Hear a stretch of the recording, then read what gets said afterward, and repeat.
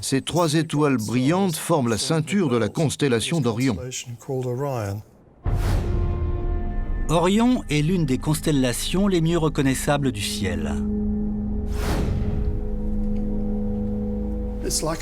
Orion représente un homme. On peut voir sa tête, ses épaules et ses deux jambes ici. Il brandit un gourdin en l'air d'un bras et tient une sorte de bâton de l'autre. On le représente parfois avec un bouclier ou une peau de bête. En effet, on considère souvent Orion comme un chasseur.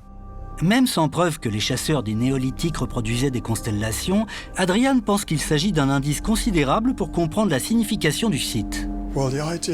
C'est grisant de penser que Göbekli Tepe a un rapport avec la constellation d'Orion. Internet regorge de théories diverses et variées.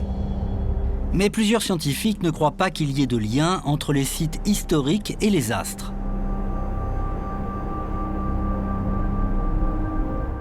C'est une interprétation qui, pour ma part, ne me convient pas, pour être honnête. C'est compliqué de trouver une explication aux événements qui se sont déroulés ici. En effet, les objets trouvés au cours des fouilles ne correspondent qu'à la dernière étape d'une très longue histoire.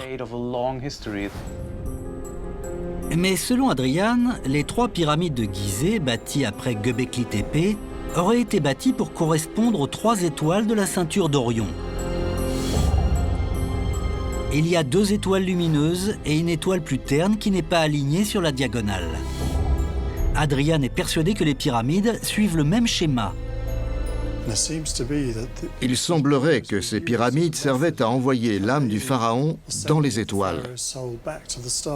Comme la forme des pyramides rappelait celle des étoiles, l'âme des pharaons montait plus aisément vers la ceinture d'Orion. Selon Adrian, un lien similaire existerait entre la structure de Göbekli Tepe et les croyances naissantes des chasseurs-cueilleurs.